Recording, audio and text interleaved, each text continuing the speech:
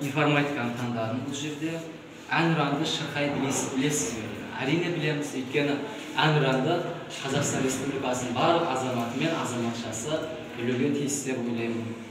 Олай болса, бір куплетін айтайық. Алтын күн аспаны, алтындан даласы, ерліктің дастаны еліме қарашы. Ежелден ердеген даңқымыз шықты ғой, намысын бермеген қазағым мықты ғой.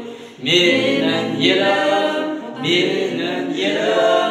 гүлім болып, егілімі, жырым болып, төрдің елім, туған жерім менің Қазақстаным.